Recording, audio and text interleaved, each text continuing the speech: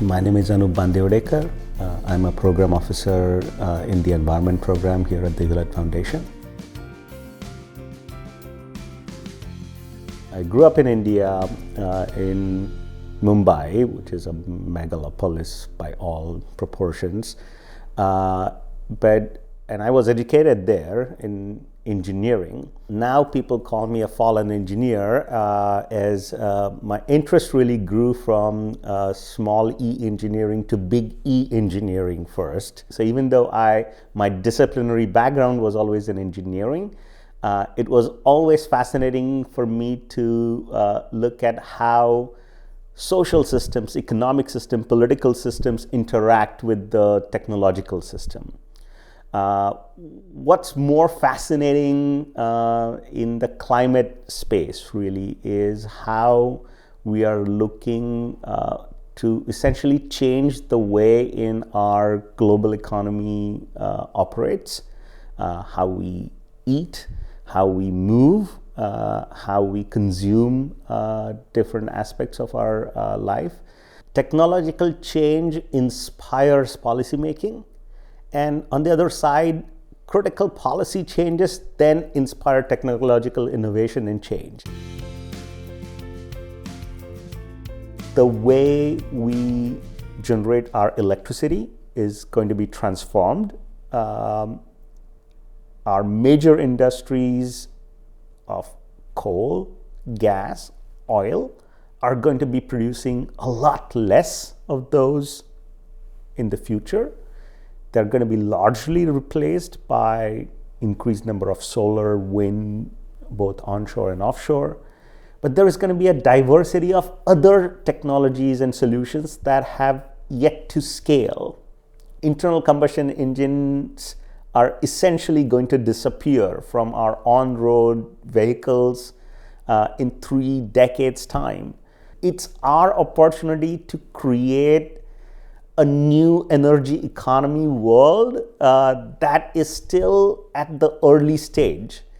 And rather than thinking about this climate change problem that is staring us in face, if we are actually able to visualize a cleaner, safer, more just world as a result of this work, then it's a tremendous opportunity in front of us.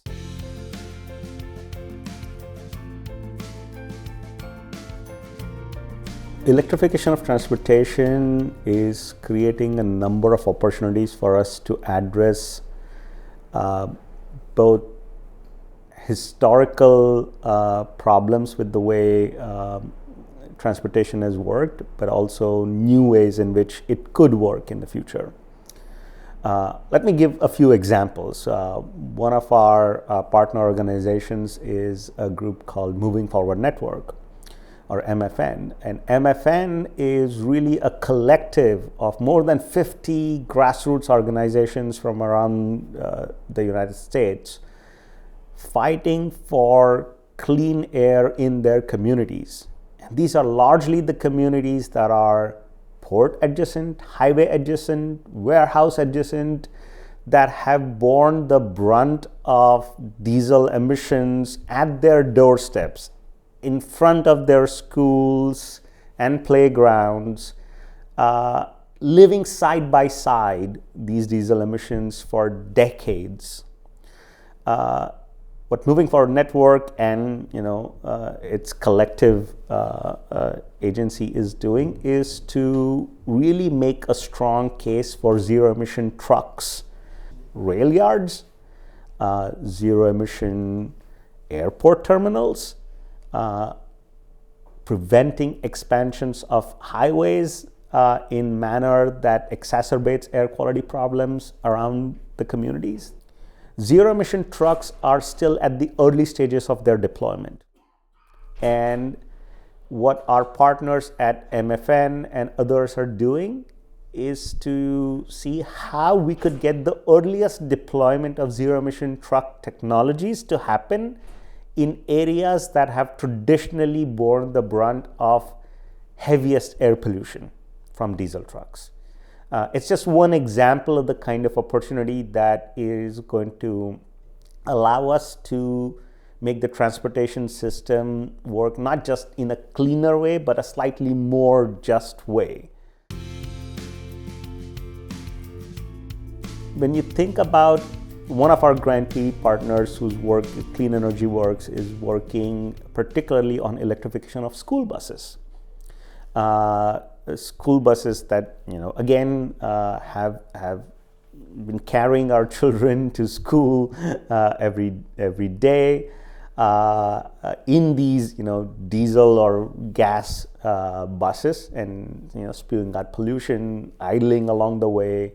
We now have the opportunity to really create a truly shared transportation model for our children that takes advantage of electric buses. But more importantly, using these electric buses that are going to be then stationary as a source for emergency power during outages that happen. So these are the kinds of opportunities that are going to open up that this new zero-emission transportation future allows us.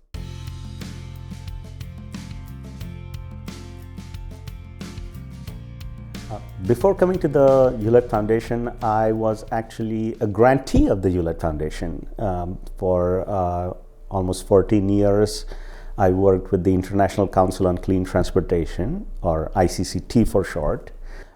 In the time that I was there, I worked around the world as sort of director of our passenger vehicle program to both reduce air pollution and improve efficiency of passenger vehicles in different parts of the world. So in 2010, I started to work on air pollution from vehicles in India. That arc of work that started in 2010 really culminated in first phase of that work really culminated 5 years from that point, when India officially adopted what are known as Bharat 6 tailpipe emission standards and fuel quality standards.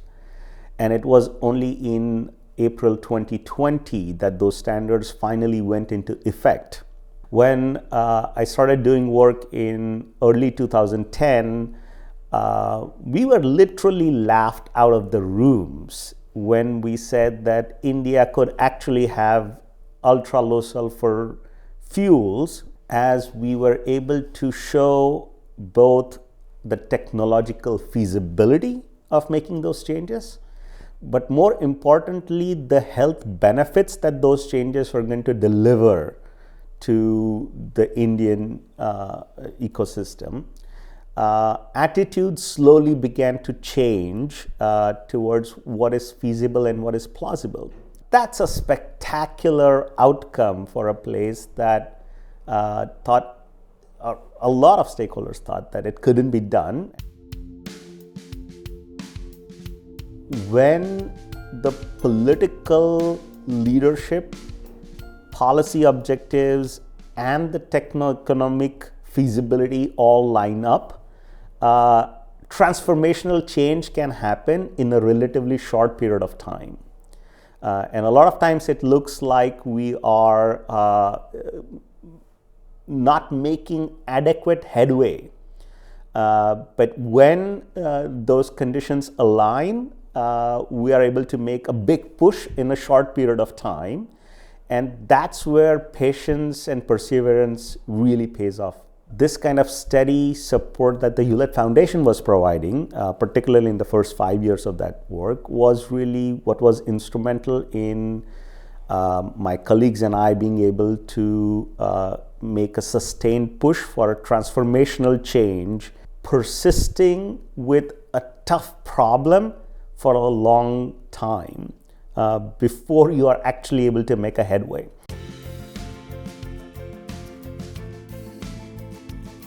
One of the first things I realized as a program officer whose primary responsibility is to think about, foundation strategy, but mainly to work with grantee partners and doing grants on behalf of the foundation, is how limited the resources actually are, even though Hewlett Foundation is one of the largest philanthropies working in the field of climate change. Both the scope of opportunities and the interesting ideas and issues that our grantee partners could be working with vastly outweighs, the amount of resources we are able to bring to bear. And the responsibility from a program officer's perspective is going to preserve that capacity in the system to be able to bring in different strategies and tactics to bear, given the evolving landscape politically and socially. So climate change is a very large problem with multiple dimensions, and the traditional way in which I have looked at it is, I would say, somewhat of a reductionist view of saying, okay, who are the biggest emitters, who are the biggest sectors within those emitters, what specific policy changes should we make happen to address emissions from those particular sectors in those particular regions. Making those decisions from the seat of a program officer at the foundation brings in, I think, more humility about what you don't know than your previous understanding of what needs to be done. Being able to appreciate various different theories of change that our partners are trying to bear on the same problem.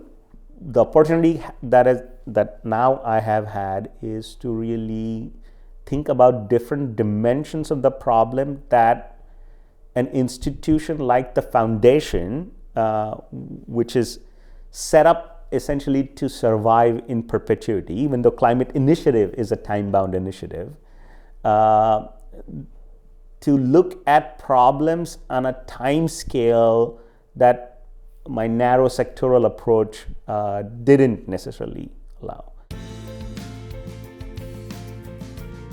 As a foundation, we take a look at all our strategies and initiatives periodically, every 3 to 5 years, and now is a time to take a fresh look at our climate initiative strategy that was last updated in 2017. This is going to be a great opportunity for us to survey the landscape of how climate philanthropy has evolved since the last time we did the refresh. We now are seeing tremendous new opportunities to implement some of the policies that have been established, like the Inflation Reduction Act in the United States, or European Union's new announcement on getting to zero emission passenger cars and light trucks by 2035. All of those things are quite exciting for me. Again, it's a opportunity to take a fresh look at an existing initiative and seeing how we might adapt our work going forward to it. That's what I'm most excited.